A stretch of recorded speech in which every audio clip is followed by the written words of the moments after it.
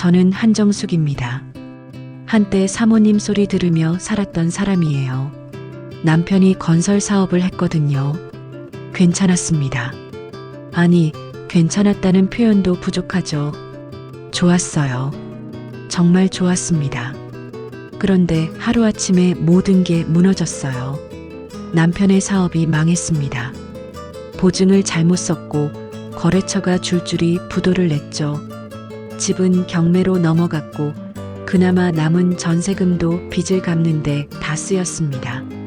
친구들은 연락이 끊겼어요. 아니, 제가 먼저 끊었는지도 모르겠네요. 부끄러웠거든요. 남편은 그 충격을 이기지 못했습니다. 병원에 입원했고 석 달을 버티다 결국 세상을 떠났어요. 장례식장엔 사람이 별로 없었습니다. 빈소 앞에 혼자 앉아 있으니까 무섭더군요. 이제 정말 혼자구나 하는 생각이 들었어요. 그렇게 60 중반의 나이에 저는 다시 일을 시작했습니다. 가정부였어요. 처음엔 손이 떨렸습니다. 남의 집 현관문을 열고 들어가는 게 이렇게 무서운 일인지 몰랐어요. 빗자루를 잡고 걸레를 들고 욕실 타일을 닦으면서 눈물이 났죠. 이 나이에 이렇게 살아야 하나. 그런 생각이 머릿속을 가득 채웠습니다. 그리고 어느 날 새로운 집에 배치가 됐어요. 고급 아파트였습니다. 관리소장이 말했죠. 이번 집은 좀 까다로울 거예요. 회장님 댁이거든요. 회장이라는 말에 가슴이 철렁했습니다. 그런 집일수록 요구사항이 많다는 걸 알고 있었거든요. 초인종을 눌렀어요. 문이 열리고 한 남자가 서 있었습니다. 70세쯤 돼 보이는 남자였어요. 키는 크고 얼굴엔 주름이 깊게 패여 있었죠. 표정은 무뚝뚝했습니다. 들어오세요. 짧은 말 한마디였어요. 인사를 받은 건지 명령을 들은 건지 구분이 안 됐습니다. 집안은 넓었어요. 그런데 어딘가 쓸쓸했습니다. 가구는 고급스러웠지만 사람 냄새가 나지 않았어요. 액자도 없고 사진도 없고 그저 정리만 잘 돼 있는 공간이었죠. 마치 호텔 같았습니다. 최도연 회장님은 저를 거실로 안내하고 나서 말했어요. 규칙이 있어요. 도연 회장님은 천천히 말했습니다. 식탁 위 컵은 반시계 방향으로 놓아요. 신문은 아침 6시 반까지 현관에 두고 커피는 연하게 타주세요.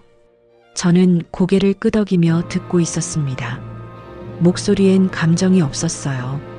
기계처럼 정확했죠. 그리고 말은 꼭 필요할 때만 하세요. 그 말에 숨이 막혔습니다. 필요할 때만 말을 하라니.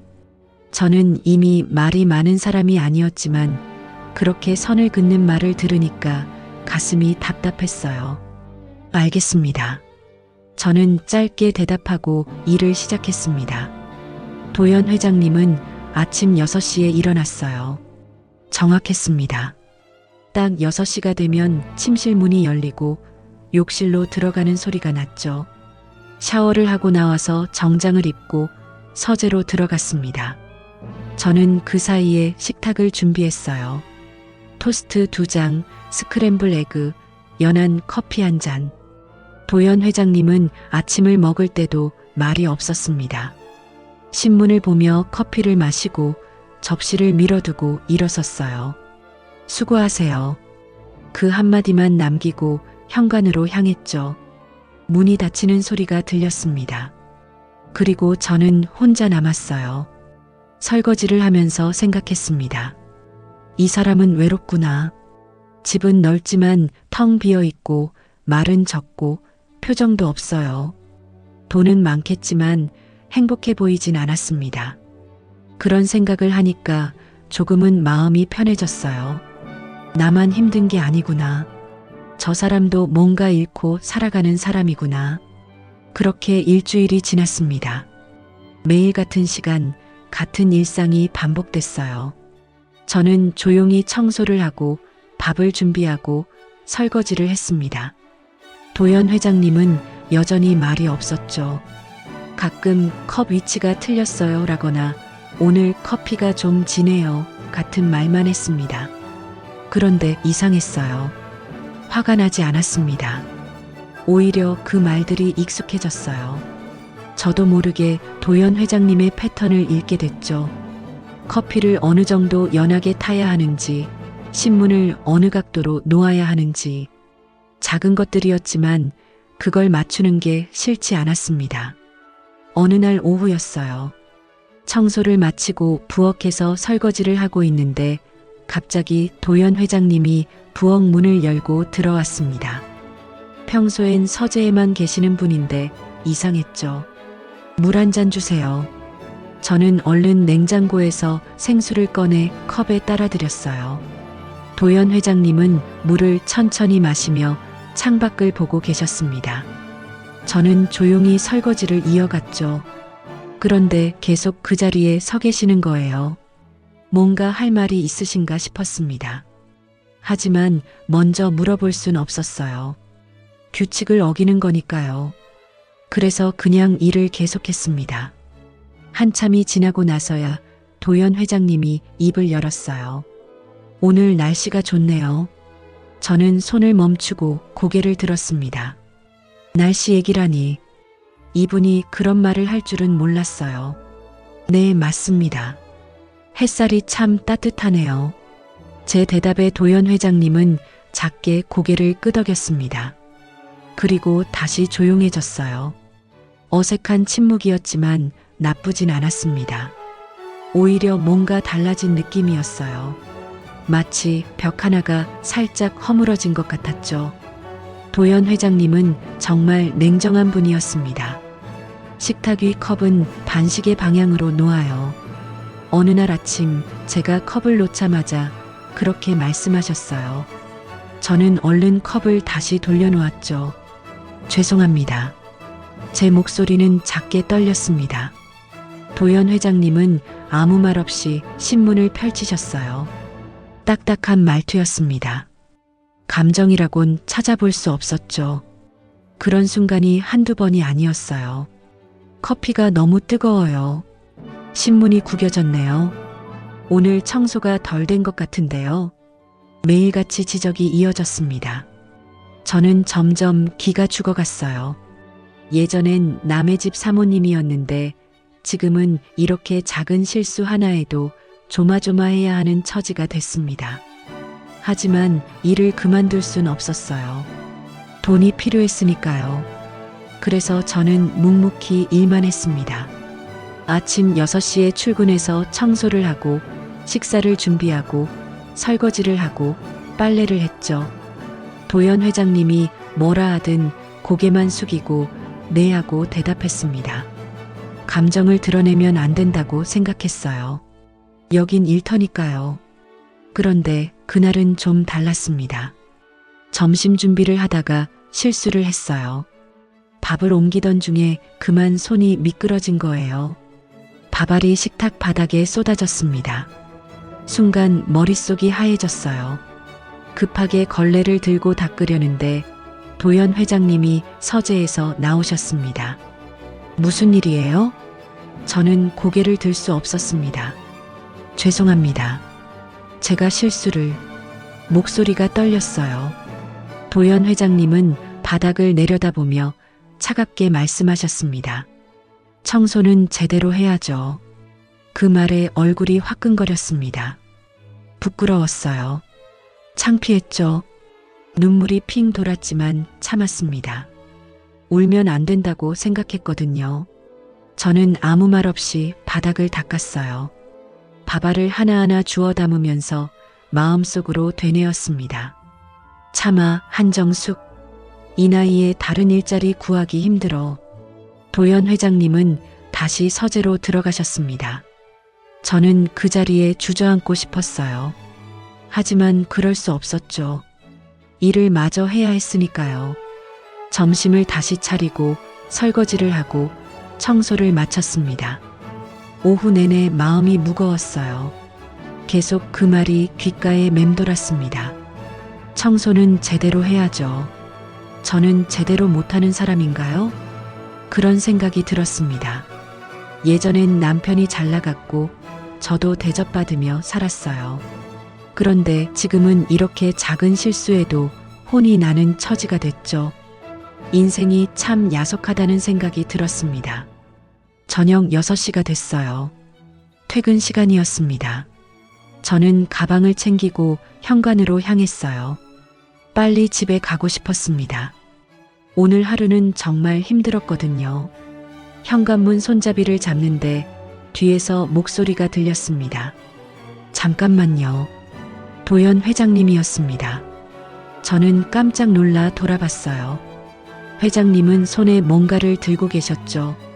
가까이 다가오시더니 그걸 제게 내미셨습니다. 컵라면이었어요. 저녁은 먹었어요? 그 말에 저는 멍하니 서 있을 수밖에 없었습니다. 저녁을 먹었냐니요. 아침에 그렇게 차갑게 말씀하시던 분이 지금 제 저녁을 걱정하고 계신 건가요? 아직입니다만. 그럴 줄 알았어요. 이거 드세요. 도연 회장님은 컵라면을 제 손에 쥐어주셨습니다. 따뜻했어요. 아까 끓는 물을 부으신 것 같았죠. 김이 모락모락 올라왔습니다. 저는 그 라면을 들고 회장님을 올려다 봤어요. 오늘 많이 놀라셨죠? 도연 회장님이 말씀하셨습니다. 목소리가 아까와 달랐어요. 부드러웠습니다. 제가 너무 심하게 말한 것 같아서요. 미안합니다. 미안하다니요. 회장님이 가정부인 제게 미안하다고 말씀하시는 거예요. 저는 고개를 저었습니다. 아닙니다. 제가 실수를 했으니까요. 제 목소리는 떨렸어요. 눈물이 나올 것 같았거든요. 사람이면 실수할 수 있죠. 도연 회장님은 그렇게 말씀하시고 돌아서셨습니다. 저는 그 뒷모습을 멍하니 바라봤어요. 손에 든 컵라면에서 김이 올라왔습니다. 라면 냄새가 코끝을 간지렸죠. 저는 한참을 그 자리에 서 있었습니다. 가슴이 뜨거웠어요. 이상한 감정이었습니다. 아침엔 그렇게 차갑게 말씀하시던 분이 저녁엔 이렇게 따뜻한 말을 건네시다니. 뭐가 진짜일까요? 냉정한 회장님이 진짜일까요? 아니면 방금 그 따뜻한 말이 진짜일까요? 저는 그날 라면을 들고 집에 갔습니다. 현관 계단에 앉아서 라면을 먹었어요. 짜고 맵고 자극적인 맛이었지만 이상하게 눈물이 났습니다. 얼마 만에 받아보는 따뜻한 말인지 모르겠더군요. 남편이 죽고 나서 아무도 제게 따뜻한 말을 건네지 않았어요. 다들 빚 얘기만 했죠. 언제 갚을 거냐고, 어떻게 살 거냐고. 그런데 오늘 도연 회장님은 제 저녁을 물어보셨습니다. 한 줄의 짧은 말이었지만 그게 제 마음을 흔들었어요. 라면 한 개였지만 그게 제 가슴을 따뜻하게 만들었습니다. 저는 그날 밤 잠을 제대로 못 잤어요. 자꾸 그 순간이 떠올랐거든요. 다음 날 출근했을 때 저는 조금 달라져 있었습니다. 도연 회장님을 볼 때마다 어제 그 순간이 생각났어요. 컵라면을 건네시던 손, 저녁은 먹었어요? 라고 물으시던 목소리. 그게 자꾸 귓가에 맴돌았습니다. 회장님은 여전히 무뚝뚝하셨어요. 커피 좀 더 연하게 타주세요. 신문은 여기 놓아요. 똑같이 딱딱한 말투였습니다. 하지만 저는 더 이상 기죽지 않았어요. 왜냐하면 알게 됐거든요. 이 사람도 따뜻한 구석이 있다는 걸. 그날 이후 제 마음속 어딘가가 살짝 흔들렸습니다. 뭐라고 표현하기 어려운 감정이었어요. 설렘 같은 건 아니었습니다. 그냥 이 사람에게 조금 더 관심이 가기 시작했다고 해야 할까요? 왜 이렇게 차갑게 구는지, 왜 혼자 사는지, 왜 이 넓은 집에 사진 한 장 없는지 궁금해지기 시작했습니다. 저는 그 궁금증을 꾹 누르고 일을 했어요. 하지만 마음속 어딘가에선 조그맣게 기대하고 있었습니다. 혹시 오늘도 회장님이 따뜻한 말 한마디를 건네주시진 않을까? 혹시 오늘도 제게 뭔가를 물어봐 주시진 않을까? 그렇게 제 일상이 조금씩 달라지기 시작했습니다. 며칠이 지났습니다. 그날따라 하늘이 어두웠어요. 아침부터 먹구름이 끼더니 오후가 되자 빗방울이 떨어지기 시작했죠. 저는 평소처럼 청소를 하고 저녁 준비를 했습니다. 창밖을 보니 비가 점점 거세지고 있었어요. 오늘 비 많이 온다던데 괜찮겠어요? 회장님이 물었습니다. 저녁 식사를 하다 말고 창밖을 보더니 걱정스러운 표정을 지었어요. 저는 괜찮다고 대답했죠. 네, 버스 타고 가면 됩니다. 하지만 속으로는 조금 불안했어요. 뉴스에서 폭우 경보가 내렸다고 했거든요. 그래도 집에 가야 했습니다. 여기서 더 머물 수는 없으니까요. 퇴근 시간이 됐습니다. 저는 가방을 챙기고 현관으로 나왔어요. 밖을 보니 비가 엄청나게 쏟아지고 있었죠. 우산을 펼쳤지만 소용없을 것 같았습니다. 바람까지 불어서 우산이 뒤집힐 지경이었어요. 그래도 가야죠. 저는 중얼거리며 문을 열었습니다. 순간 빗물이 신발을 적셨어요. 한 발짝 나서려는데 뒤에서 목소리가 들렸죠. 이 밤에 어딜 가요? 회장님이었습니다. 저는 돌아봤어요. 회장님은 심각한 표정으로 서 있었죠. 집에 가야죠. 걱정 마세요. 버스 다닙니까? 이 비에? 그 말에 저는 멈칫했습니다. 사실 확인을 안 해봤거든요. 휴대폰을 꺼내 버스 앱을 확인했어요. 그런데 운행이 중단됐다고 나왔죠. 태풍급 폭우로 시내버스 전면 운행 중단. 제 얼굴이 굳었습니다. 역시 그렇군요. 회장님이 말했어요. 오늘은 여기서 자요. 저는 깜짝 놀라 손을 저었습니다. 아닙니다. 택시를 부르면 되니까요. 이 비에 택시가 옵니까? 회장님 말이 맞았어요. 앱을 켜보니 대기 시간이 1시간이 넘었습니다. 게다가 호출이 취소되기를 반복하고 있었죠. 저는 당황했어요.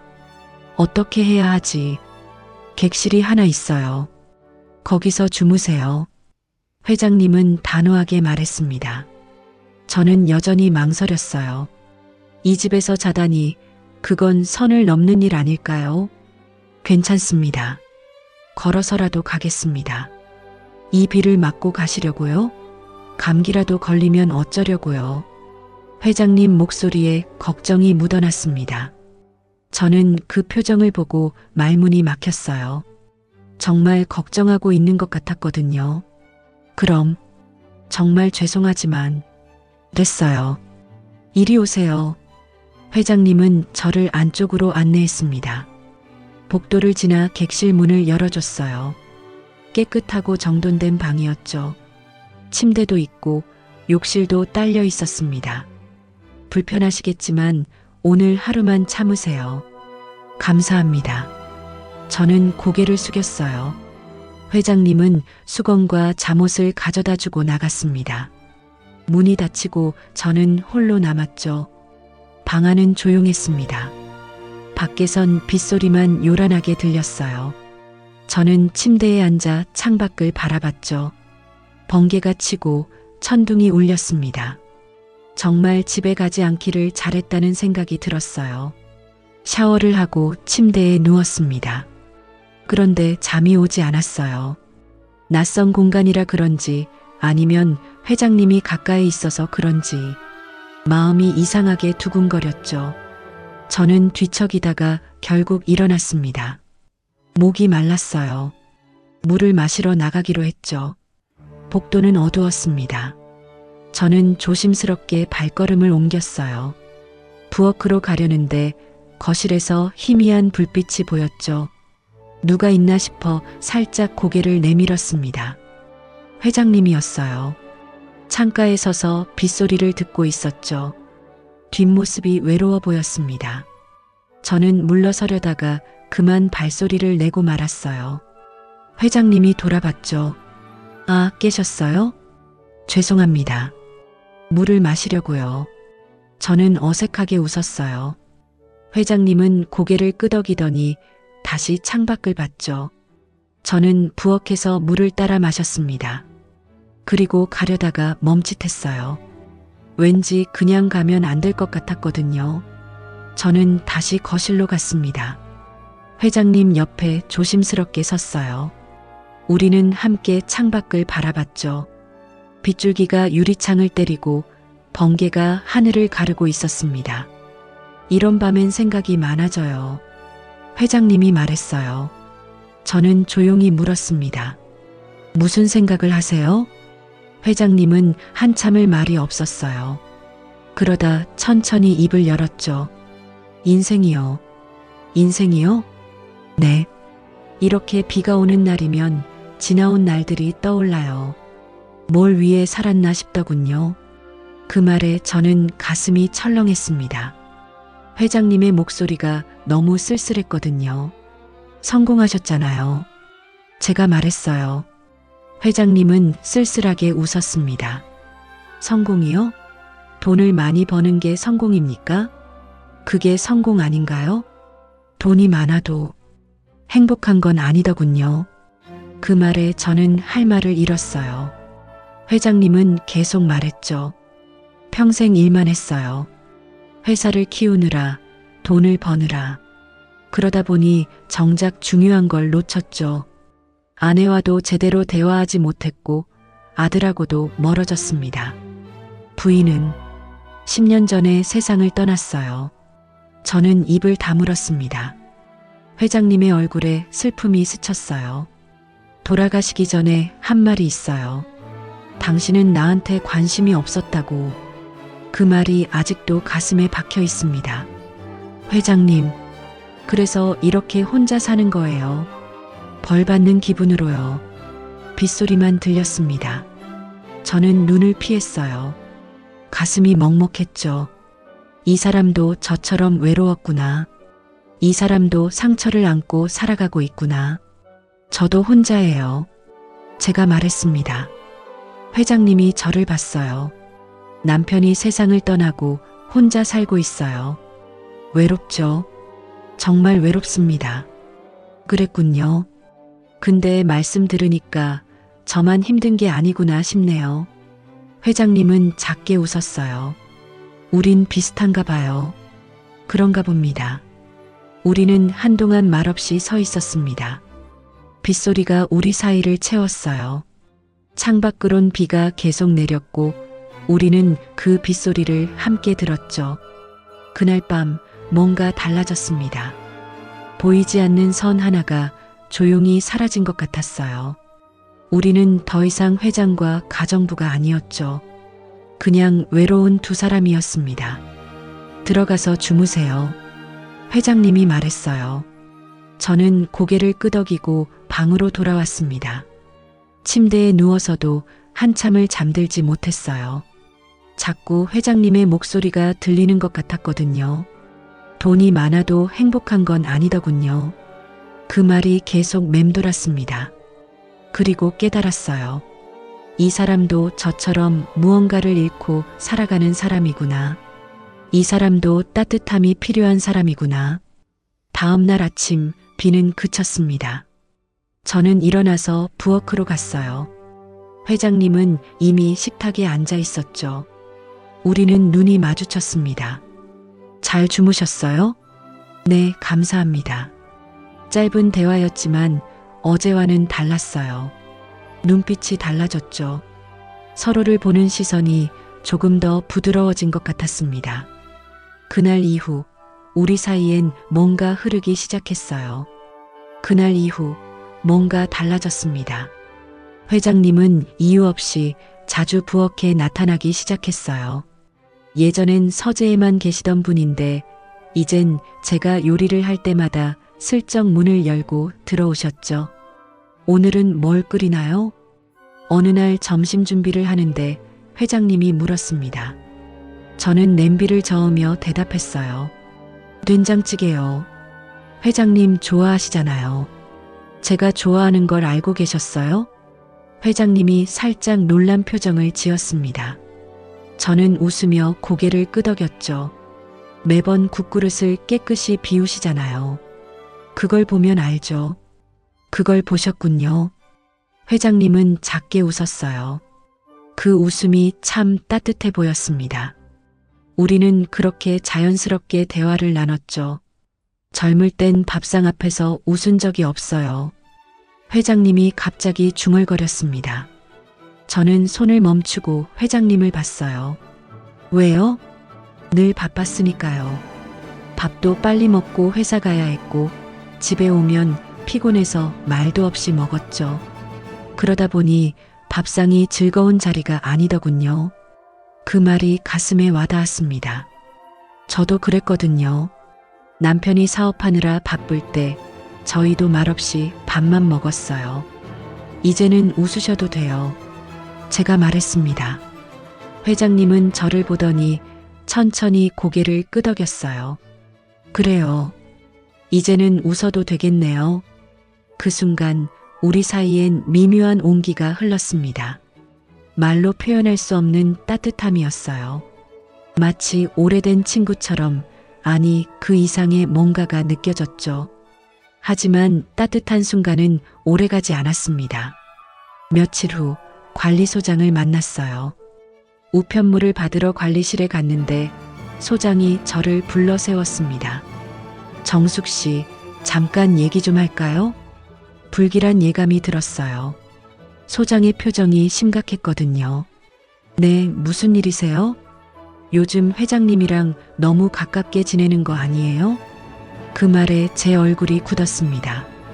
가슴이 철렁했어요. 무슨 말씀이신지 다른 입주민들이 얘기하더군요. 밤늦게까지 불이 켜져 있다고, 회장님이 정숙 씨한테만 웃는다고. 소장의 말이 칼처럼 날카로웠습니다. 저는 할 말을 잃었어요. 저는 그냥 일을 할 뿐입니다.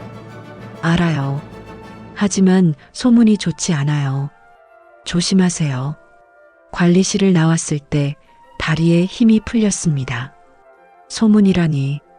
사람들이 저와 회장님을 그렇게 보고 있었다니. 부끄러웠어요. 창피했죠. 집으로 돌아가는 내내 머릿속이 복잡했습니다. 일을 그만둘까? 그런 생각이 들었어요. 이렇게 소문이 나면 회장님한테도 피해가 가잖아요. 저 때문에 회장님이 욕먹으면 안 되죠. 그날 저녁 저는 평소보다 조용했습니다. 저녁 준비를 하면서도 말이 없었고 식탁을 차릴 때도 고개를 들지 않았어요. 회장님과 눈을 마주치기가 두려웠거든요. 오늘 표정이 왜 그래요? 회장님이 물었습니다. 저는 고개를 저었어요. 아무 일도 아닙니다. 그 말이 제일 걱정돼요. 회장님의 목소리가 진지했습니다. 저는 멈칫했어요. 그 말이 제일 걱정돼요. 정말 걱정하고 있는 거였죠. 무슨 일 있어요? 말해봐요. 회장님이 식탁 너머로 저를 보며 물었습니다. 저는 눈을 피했어요. 어떻게 말해야 할까? 소문 때문에 힘들다고 말하면 회장님은 어떻게 생각하실까? 사람들이 저희를 이상하게 본대요. 결국 말이 나왔습니다. 회장님은 잠시 말이 없었어요. 누가 그래요?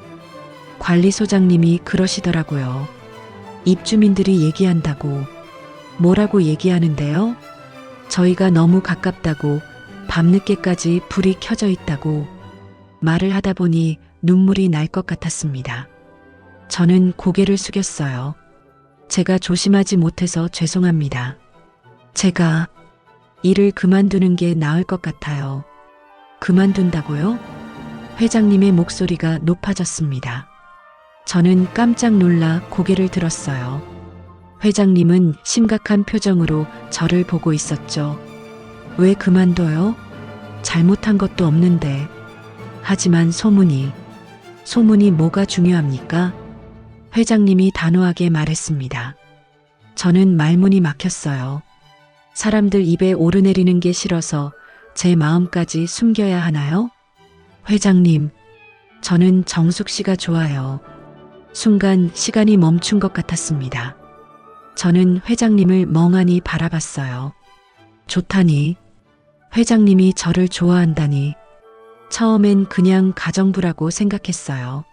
하지만 시간이 지나면서 알게 됐죠. 이 사람은 특별하다고. 이 사람과 함께 있으면 마음이 편하다고. 회장님의 목소리가 떨렸습니다. 저는 눈물을 참았어요. 그런데 소문 때문에 그만둔다고요? 그건 안 됩니다. 하지만 회장님한테 피해는 무슨 피해예요? 제 인생입니다. 제가 누구 좋아하고 누구랑 시간 보내는지 다른 사람이 뭐라 할 권리 없어요. 그 말에 저는 할 말을 잃었습니다. 회장님은 자리에서 일어나 제게 다가왔어요. 정숙 씨, 도망가지 마세요. 우리 잘못한 거 없어요. 회장님의 눈빛이 진심으로 가득했습니다. 저는 그 눈을 보며 깨달았어요. 이 사람은 정말 저를 생각하고 있구나. 이 사람은 소문보다 저를 선택하는구나.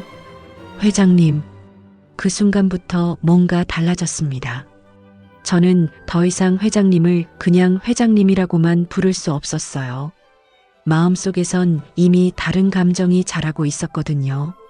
존경도 아니고 고마움도 아니고 그 이상의 뭔가였죠.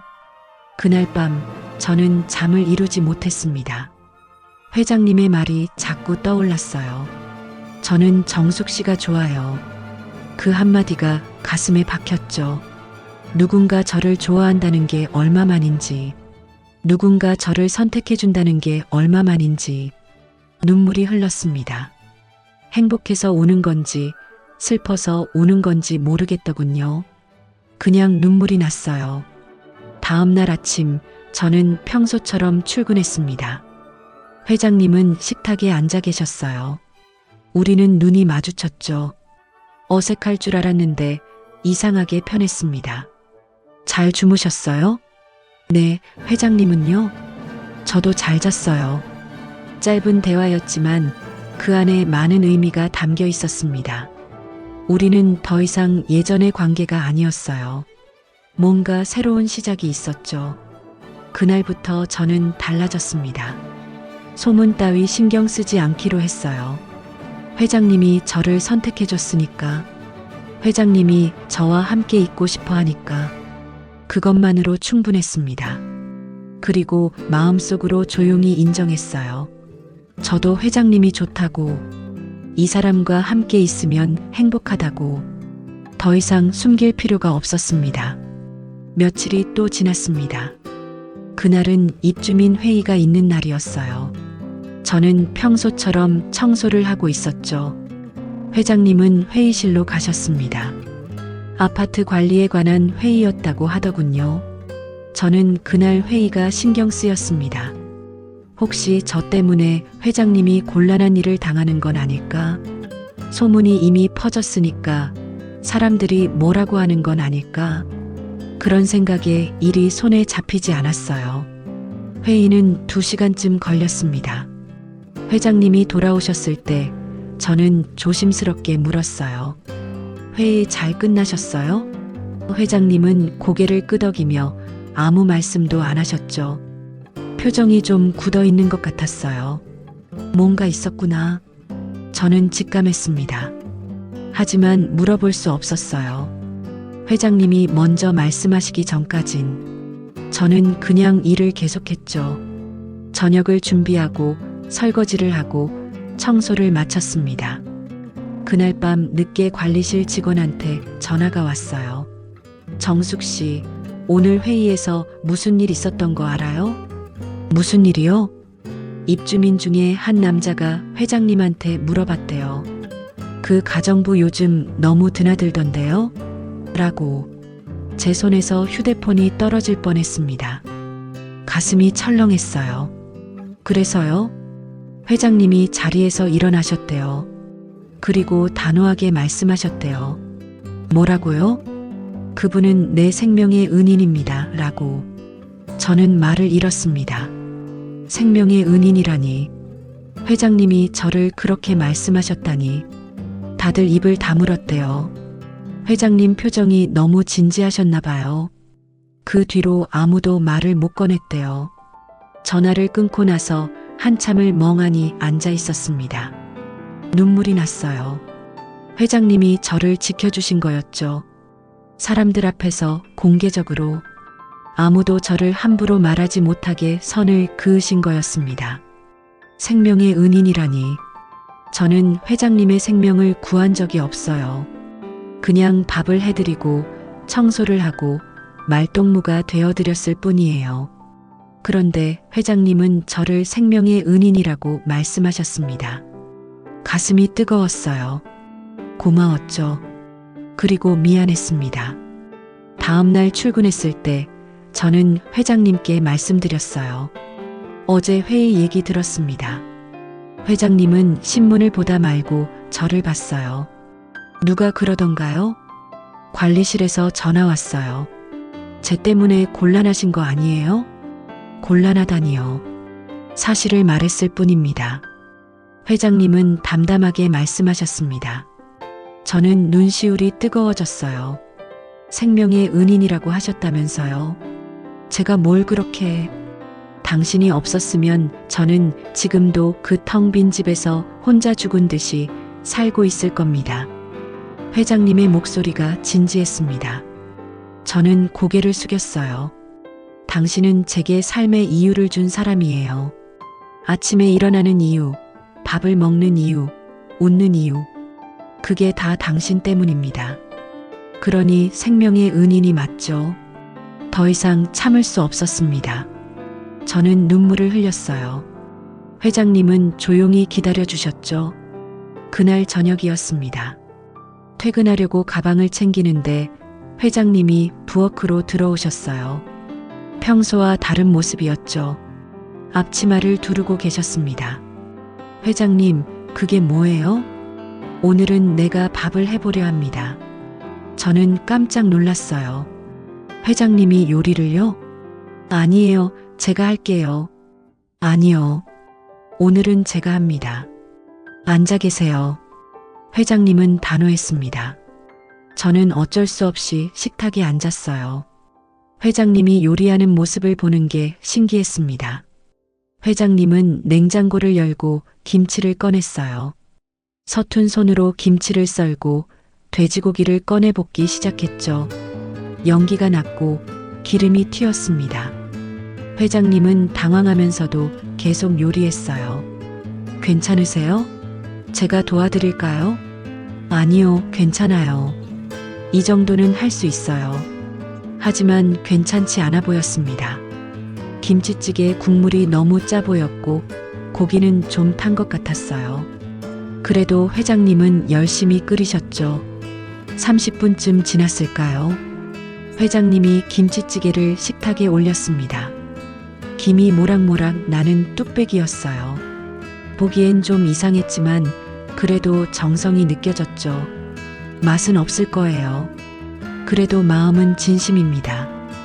회장님이 쑥스러운 듯 말씀하셨습니다. 저는 숟가락을 들고 국물을 떠먹었어요. 짰습니다. 정말 짰어요. 그리고 약간 탔죠. 하지만 눈물이 났습니다. 누가 나한테 밥을 해준 게 언제였는지 모르겠어요. 제 목소리가 떨렸습니다. 남편이 죽고 나서 아무도 제게 밥을 해준 적이 없었어요. 혼자 먹고, 혼자 치우고, 혼자 살았죠. 그런데 오늘 회장님이 제게 밥을 해주셨습니다. 맛없죠? 아니에요. 맛있어요. 정말 맛있습니다. 저는 눈물을 삼키며 계속 먹었어요. 짜고 탔지만 그게 중요하지 않았습니다. 누군가 저를 위해 시간을 들였다는 게, 누군가 저를 생각하며 요리했다는 게 중요했죠. 회장님도 같이 드셨어요. 우리는 말없이 식사를 했습니다.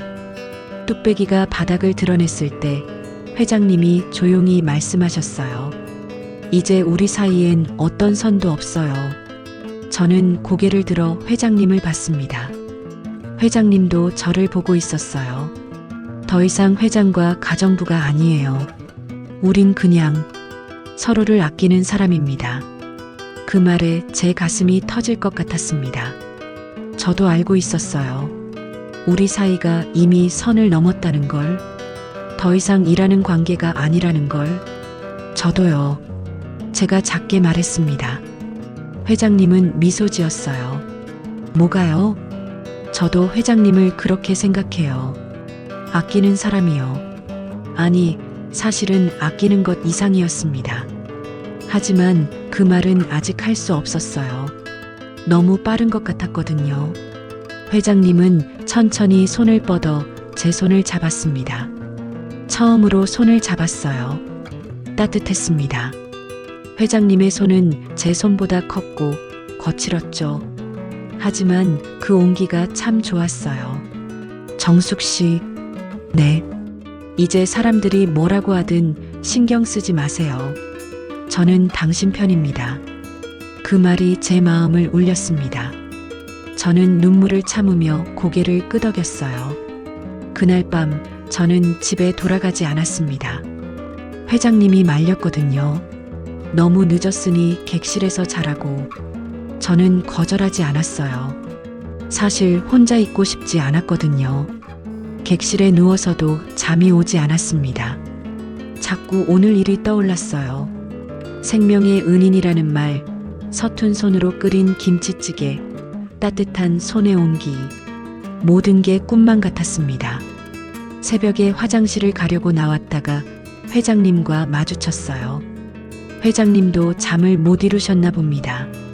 우리는 복도에서 서로를 봤죠. 말은 없었지만 눈빛으로 많은 걸 나눴습니다. 잘 주무세요. 회장님도요. 짧은 인사였지만 그 안에 많은 의미가 담겨 있었어요. 우리는 이제 돌이킬 수 없는 강을 건넜습니다. 더 이상 예전으로 돌아갈 수 없었죠. 그리고 저는 그게 전혀 두렵지 않았습니다. 며칠 후였습니다. 그날 아침 회장님은 평소보다 안색이 좋지 않았어요. 식사를 하시면서도 이마에 땀이 맺혀 있었죠. 괜찮으세요? 얼굴이 안 좋아 보이는데요. 제가 걱정스럽게 물었습니다. 회장님은 손을 흔들며 괜찮다고 했어요. 그냥 좀 피곤한 것 같아요. 오늘 중요한 회의가 있어서요. 회의는 미루시는 게 어때요? 안 돼요. 중요한 건이라서요. 회장님은 고집을 부리셨습니다. 저는 불안했어요. 하지만 말릴 수가 없었죠. 회장님은 곧 외출 준비를 하고 나가셨습니다. 저녁엔 일찍 들어올게요. 걱정 마세요. 그 말을 남기고 문을 닫으셨어요. 저는 창밖으로 회장님이 차를 타는 모습을 봤습니다. 왠지 불길한 예감이 들었어요. 오후 2시쯤이었을까요? 휴대폰이 울렸습니다. 모르는 번호였어요. 받자마자 급한 목소리가 들렸죠. 정숙 씨 맞으시죠? 저 관리소장입니다. 큰일 났어요. 무슨 일이세요? 회장님이 회의 중에 쓰러지셨대요. 지금 병원으로 이송됐습니다. 전화기를 떨어뜨릴 뻔했습니다. 쓰러지셨다니. 회장님이요. 어느 병원이요? 서울대병원이요. 빨리 가보세요. 저는 가방도 제대로 챙기지 못하고 뛰쳐나갔습니다. 택시를 잡아타고 병원으로 달려갔어요. 차 안에서도 가슴이 두근거렸죠. 제발 괜찮으시길. 병원에 도착했을 때 회장님은 응급실에 계셨습니다. 저는 응급실 앞에서 기다렸어요. 의사가 나올 때까지 1시간이 넘게 걸렸습니다. 그 시간이 정말 길게 느껴졌어요.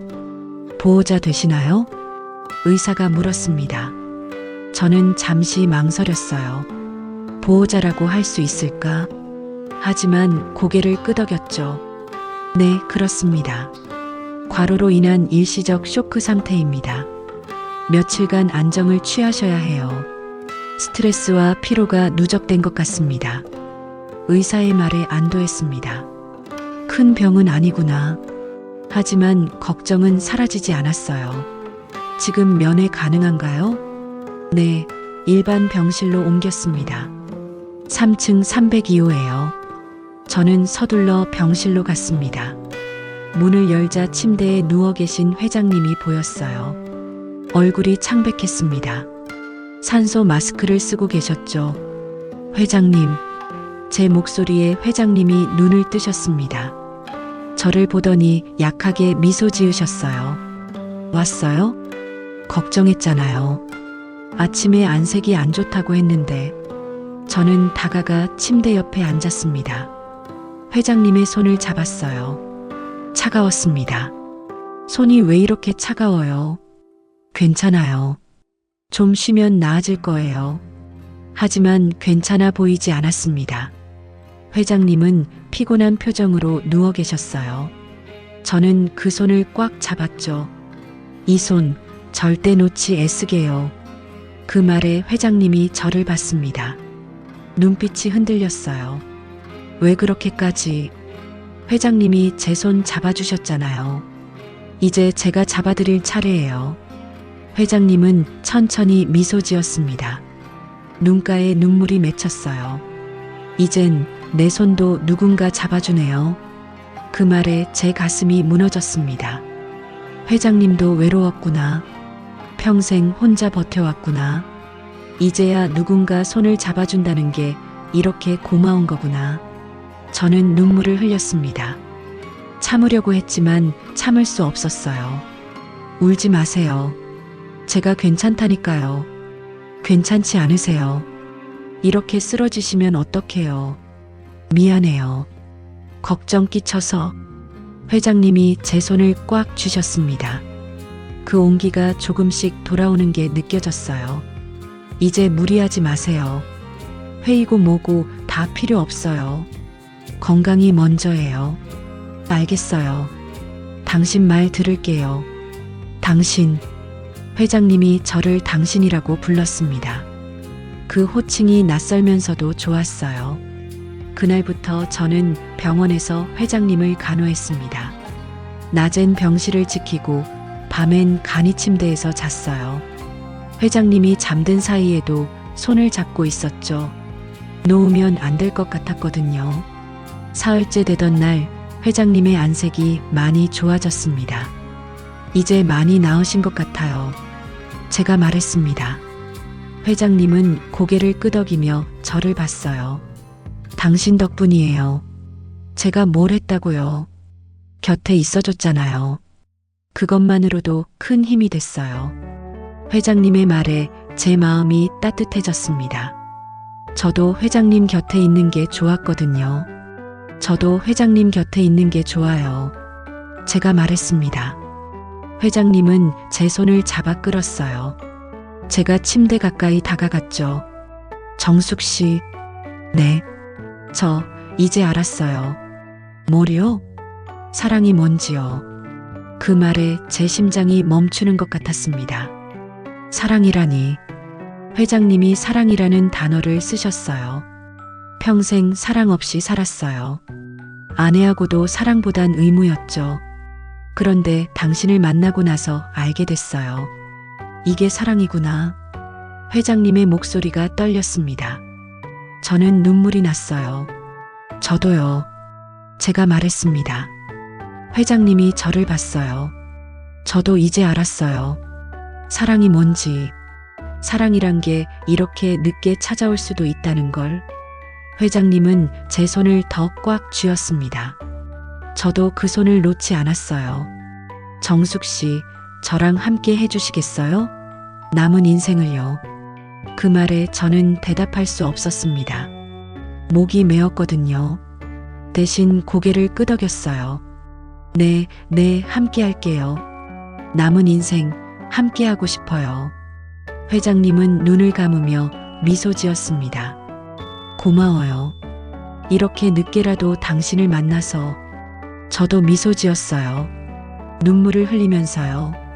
저도 감사해요. 회장님을 만나서. 우리는 한참을 그렇게 손을 잡고 있었습니다. 말은 없었지만 많은 걸 나눴어요. 사랑도, 다짐도, 앞으로의 시간도. 병실 창밖으로 햇살이 들어왔습니다. 따뜻한 햇살이었어요. 마치 우리 앞날을 축복해 주는 것 같았죠. 저는 회장님의 손을 잡고 그 햇살을 바라봤습니다. 60 중반의 나이에 사랑을 알게 됐습니다.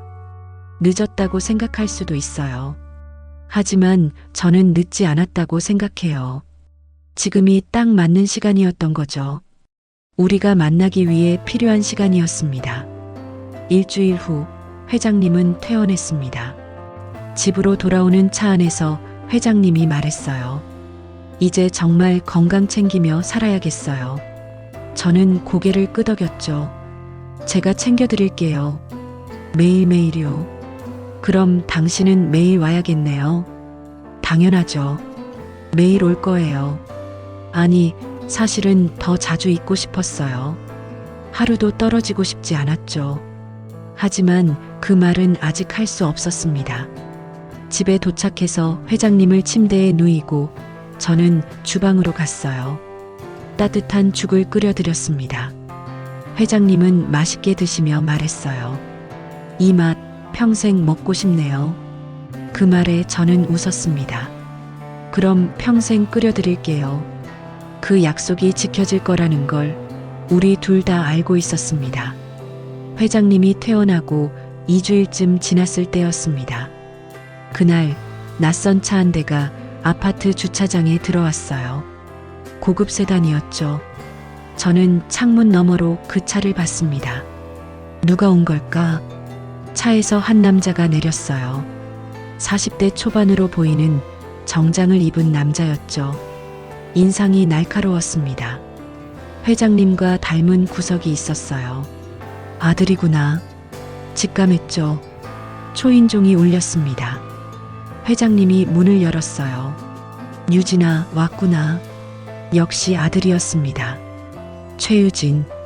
회장님의 장남이에요. 아버지, 안녕하세요. 유진은 차갑게 인사했습니다. 그러고는 저를 봤어요. 눈빛이 날카로웠죠. 실례지만 누구시죠? 저는 한정숙입니다. 회장님 댁에서 일하는. 아, 가정부시군요. 가정부라는 말에 힘이 들어가 있었습니다. 무시하는 어조였어요. 저는 고개를 숙였죠. 유진아, 그렇게 말하지 마라. 회장님이 아들을 나무랐습니다. 하지만 유진은 개의치 않는 표정이었어요. 아버지, 잠깐 얘기 좀 할까요? 둘이서요. 유진이 말했습니다. 회장님은 저를 봤어요. 저는 조용히 물러났죠. 부엌으로 가서 문을 닫았지만 목소리가 들렸습니다. 아버지, 소문 들었습니다. 무슨 소문? 가정부와 가깝게 지내신다고요. 입주민들 사이에 소문이 자자하더군요. 그래서 회장님의 목소리가 차가워졌습니다. 저는 부엌에서 숨을 죽이고 들었어요. 아버지, 가정부라니요. 체면이란 게 있잖아요. 체면. 그 단어가 가슴에 박혔습니다. 저는 체면을 깎아내리는 사람이었던 거죠. 체면이 뭐가 중요하냐? 아버지는 최도연 회장님이세요. 사람들이 뭐라고 하겠어요. 딸 나이도 안 되는 가정부와. 그만해. 회장님의 목소리가 단호했습니다. 하지만 유진은 멈추지 않았어요. 어머니가 돌아가신 지 겨우 10년이에요. 그런데 가정부와요? 저는 인정할 수 없습니다. 저는 가슴이 무너지는 것 같았어요. 어머니, 회장님의 돌아가신 부인. 저는 그분의 자리를 넘보는 사람이 된 거였죠. 사랑은 체면으로 하는 게 아닙니다. 회장님이 단호히 말했습니다. 사랑. 회장님이 아들 앞에서 사랑이라고 말씀하셨어요. 사랑이요? 아버지, 정신 차리세요. 그 여자가 뭘 노리는지. 그만해, 유진아. 회장님의 목소리가 높아졌습니다. 저는 더 이상 들을 수 없었어요. 부엌 문을 열고 나왔죠. 죄송합니다. 제가 말했습니다. 유진과 회장님이 저를 봤어요. 제 때문에 부자간에 싸우시는 것 같아서요. 제가 물러나겠습니다. 정숙 씨. 회장님이 저를 불렀지만 저는 고개를 숙였어요. 유진 씨 말이 맞습니다. 저는 가정부일 뿐이에요. 분수를 모르고 있었네요. 정숙 씨, 그런 말 하지 마세요. 죄송합니다, 회장님. 오늘로 그만두겠습니다. 저는 가방을 챙겨 나왔습니다. 회장님이 제 팔을 잡았어요. 지금 뭐 하는 거예요? 보내주세요. 이게 맞는 거예요. 저는 눈물을 참으며 말했습니다. 유진은 팔짱을 끼고 저를 보고 있었어요. 차가운 눈빛이었죠. 정숙 씨, 제발. 죄송합니다. 저는 회장님의 손을 뿌리치고 나왔습니다. 뒤에서 회장님이 부르는 소리가 들렸지만 돌아볼 수 없었어요. 집에 돌아왔을 때 저는 한참을 울었습니다. 유진의 말이 계속 머릿속을 맴돌았어요. 가정부라니요. 체면이란 게 있잖아요. 그 말이 맞았습니다. 저는 회장님과 어울리지 않는 사람이었어요. 그날 밤 저는 편지를 썼습니다. 회장님께 죄송합니다. 그리고 감사합니다. 회장님 덕분에 저는 다시 살아났어요. 웃는 법을 배웠고 사랑이 뭔지 알게 됐죠. 하지만 이제 그만해야 할 것 같습니다. 당신을 욕보이기 싫어요. 사람들이 당신을 욕하는 걸 보고 싶지 않아요. 당신은 존경받아야 할 사람이에요. 저 때문에 상처받으면 안 됩니다. 이만 떠날게요. 부디 건강하세요. 행복하세요. 저는 영원히 회장님을 기억할 겁니다. 한정숙 올림. 편지를 쓰고 나니 눈물이 멈추지 않았습니다. 하지만 이게 맞는 선택이라고 생각했어요. 회장님을 위해서요. 새벽 5시쯤이었을까요? 문을 두드리는 소리가 들렸습니다. 누굴까? 이 시간에 저는 문을 열었어요. 회장님이 서 있었습니다. 숨을 헐떡이고 있었어요. 뛰어오신 것 같았죠. 얼굴엔 땀이 흐르고 있었습니다. 회장님, 어떻게? 편지 받았어요. 회장님이 제 편지를 꺼냈습니다. 구겨진 편지였어요. 이게 무슨 소리예요? 떠난다니? 회장님, 이게 맞는 거예요. 저는 아니에요. 틀렸어요. 회장님이 제 손을 잡았습니다. 떨리는 손이었어요. 이제 내 인생은 세상보다 당신이 중요해요. 그 말에 제 눈물이 터졌습니다. 회장님은 계속 말했어요. 유진이가 뭐라고 하든 사람들이 뭐라고 하든 상관없어요. 내 인생이에요. 내가 선택하는 거예요. 하지만 아드님이 유진이는 제가 설득할 겁니다. 시간이 걸리더라도요. 그러니 떠나지 마세요. 회장님의 눈빛이 간절했습니다. 저는 고개를 저었어요. 저 때문에 부자 관계가 나빠지면 이미 나빴어요. 회장님이 쓸쓸하게 웃었습니다. 유진이하고는 오래전부터 소원했어요. 제가 일만 하느라 아들을 제대로 못 봐줬거든요. 이젠 제 인생을 살고 싶어요. 당신과 함께요. 저는 더 이상 참을 수 없었습니다. 회장님의 품에 안겼어요. 회장님은 저를 꼭 안아주셨죠. 정숙 씨, 세상에 눈 따위 이기고 살아요. 우리 둘이서요. 회장님, 이제 회장님 그만 부르고 이름 불러줘요. 도연이라고요. 저는 고개를 들어 회장님을 봤습니다. 아니, 도연 씨를요. 도연 씨? 네. 저도 두려워요. 하지만 함께라면 이길 수 있을 것 같아요. 도연 씨는 미소 지었습니다. 그리고 제 이마에 입을 맞췄어요. 따뜻했습니다. 우리 함께해요. 끝까지요. 네, 함께해요. 그날 우리는 세상의 눈을 이기기로 결심했습니다. 쉽지 않을 거예요. 사람들은 계속 손가락질할 거고 유진도 쉽게 인정하지 않을 거예요. 하지만 우리에겐 사랑이 있었습니다. 그리고 그 사랑이면 충분했어요. 새벽 하늘이 밝아오고 있었습니다. 우리는 창밖을 바라보며 서로의 손을 잡았어요. 이제 시작이었습니다. 우리만의 새로운 인생이요. 그날 이후 우리는 함께 걸었습니다. 사람들의 시선도 유진의 반대도 모든 게 있었지만 우리는 흔들리지 않았어요. 도연 씨는 매일 제게 말했죠. 괜찮아요. 우리 함께잖아요. 한 달쯤 지났을 때였습니다. 도연 씨가 조용히 말했어요. 정숙 씨, 혼인신고 할까요? 저는 깜짝 놀랐습니다. 혼인신고라니, 결혼을 하자는 거였죠. 저 같은 사람이, 당신 같은 사람이요? 당신 같은 사람이 저한테 딱 맞아요. 도연 씨는 웃으며 말했습니다. 저는 눈물이 났어요. 하지만 유진 씨가, 유진이는 제가 계속 설득할 거예요. 그리고 언젠가는 이해할 겁니다. 지금은 우리가 중요해요. 그 말에 저는 고개를 끄덕였습니다. 네, 결혼해요. 함께 살아요. 일주일 후 우리는 구청에 갔습니다. 조용한 아침이었어요. 사람도 별로 없었죠. 우리는 서류를 작성하고 도장을 찍었습니다.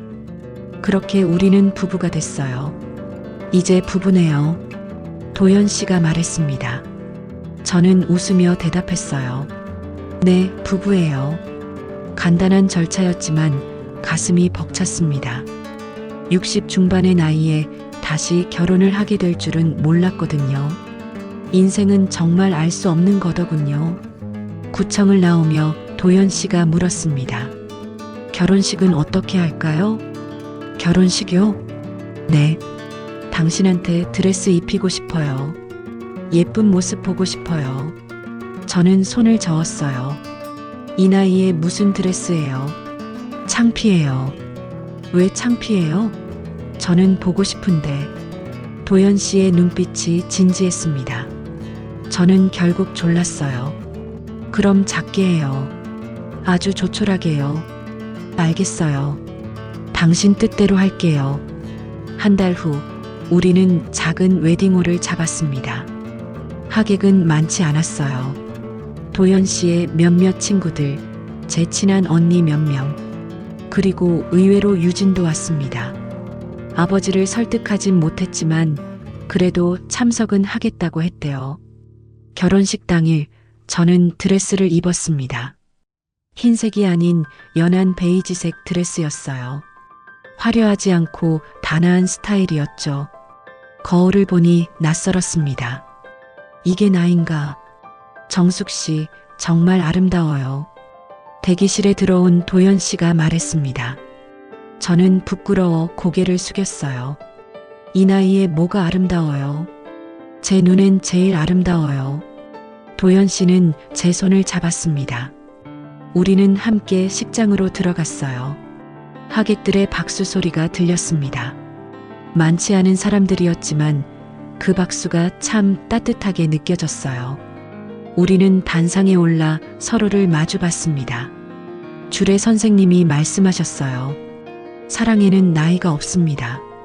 두 분의 사랑은 그 어떤 젊은이들보다 뜨겁습니다. 그 말에 저는 눈물이 났어요. 맞아요. 우리 사랑은 뜨거웠어요. 이제 신랑 신부께서 서로에게 하실 말씀이 있으신가요? 도연 씨가 먼저 말했습니다. 정숙 씨, 아니 정숙 씨는 이제 제 아내니까. 정수가, 이름을 부르는 목소리가 떨렸어요. 도연 씨의 눈에도 눈물이 맺혔죠. 당신은 내 인생의 마지막 선물이에요. 70평생 살면서 진짜 행복이 뭔지 몰랐어요. 그런데 당신을 만나고 알게 됐어요. 행복은 거창한 게 아니더군요. 누군가와 밥 먹고 차 마시고 이야기하는 것. 그게 행복이더라고요. 도연 씨의 말에 하객들도 울먹였습니다. 저는 눈물을 닦으며 말했어요. 저는 몰락한 인생인 줄 알았어요. 제 목소리도 떨렸습니다. 남편을 잃고 집을 잃고 모든 걸 잃었죠. 이제 끝이구나 싶었어요. 그런데 알고 보니 몰락이 아니었어요. 당신을 만나기 위한 길이었네요. 도연 씨가 웃으며 눈물을 흘렸습니다. 만약 예전에 만났더라면 우리는 이렇게 사랑하지 못했을 거예요. 각자 아픔을 겪고 외로움을 알고 그래서 서로를 더 소중히 여기게 된 거죠. 이제 남은 인생 함께 행복하게 살아요. 그래요. 함께 살아요. 도연 씨가 제 손을 꽉 잡았습니다. 우리는 서로를 안았어요. 하객들의 박수가 터졌습니다. 식이 끝나고 피로 연장에서였습니다. 유진이 조용히 다가왔어요. 저는 긴장했죠. 아직도 저를 못마땅하게 생각할 거라고 생각했거든요. 아버지, 축하드립니다. 유진이 도연 씨에게 말했습니다. 그리고 저를 봤어요. 한정숙 씨, 아니, 이제 어머니라고 불러야 하나요? 그 말에 저는 놀랐습니다. 어머니라니, 아직은 그렇게 부르기 힘들 것 같습니다. 하지만 아버지가 행복해 보이시니까 저도 인정하려고 노력하겠습니다. 유진 씨, 아버지 부탁드립니다. 행복하게 해드리세요. 유진은 고개를 숙이고 돌아갔습니다. 완전히 받아들인 건 아니지만 첫걸음을 뗀 거였죠. 저는 도연 씨를 봤어요. 다행이네요. 그래요. 시간이 걸리겠지만 유진이도 결국엔 이해할 거예요. 우리는 손을 잡고 하객들에게 인사를 했습니다. 모두가 축하해줬어요. 진심으로요. 저녁에 우리는 집으로 돌아왔습니다. 이제 제 집이기도 한 곳이었죠. 도연 씨가 말했어요. 이제 가정부가 아니라 주인이에요. 명심하세요. 네, 알겠어요. 저는 웃으며 대답했습니다. 하지만 여전히 낯설었어요. 주인이라니. 앉아 계세요. 제가 차 타올게요. 도연 씨가 부엌으로 갔습니다. 저는 거실에 앉아 주위를 둘러봤어요. 이 집에 처음 왔을 때가 떠올랐죠. 그때는 이렇게 될 줄 몰랐습니다. 회장님 댁 가정부로 왔던 제가 이제는 이 집의 안주인이 됐어요. 인생은 정말 신기한 거더군요. 도연 씨가 차를 가져왔습니다. 우리는 함께 차를 마시며 창밖을 봤어요. 달이 밝았습니다. 행복해요?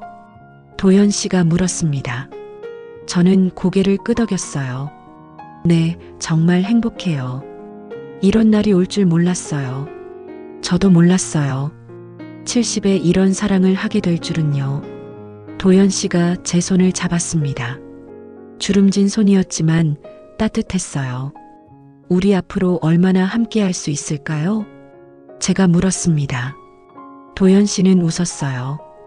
그건 아무도 몰라요. 하지만 남은 시간이 하루든 10년이든 매일매일 행복하게 살면 되는 거 아닐까요? 맞아요. 매일매일 행복하게요. 우리는 창밖을 바라봤습니다. 두 사람은 그렇게 황혼의 문턱에서 가장 젊은 사랑을 완성했어요. 나이는 숫자일 뿐이었습니다. 중요한 건 마음이었죠. 우리는 60 중반이었지만 첫사랑하는 청춘처럼 설렜어요. 70이었지만 20살처럼 두근거렸죠. 그게 사랑이었습니다. 정수가, 네, 사랑해요. 저도 사랑해요, 도연 씨. 우리는 서로를 안았습니다. 따뜻한 밤이었어요. 앞으로 얼마나 많은 밤을 함께할지 모르지만 하루하루가 소중할 거라는 걸 알았습니다. 인생의 후반부에 찾아온 사랑. 어쩌면 가장 아름다운 사랑일지도 몰라요. 젊을 때의 격정적인 사랑도 좋지만 성숙한 나이에 하는 사랑은 더 깊고 진했으니까요. 우리는 서로의 상처를 알았어요. 외로움도 아픔도요. 그래서 더 서로를 아꼈죠. 함부로 대하지 않았고 매 순간을 소중히 여겼습니다. 이제 우리의 새로운 시작입니다. 몰락에서 시작해 사랑으로 끝나는 이야기. 가정부와 회장의 신분을 넘어 한 남자와 한 여자로 사랑하게 된 이야기. 그게 바로 우리의 이야기였어요. 그리고 이 이야기는 아직 끝나지 않았습니다. 오늘이 끝이 아니라 새로운 시작이니까요.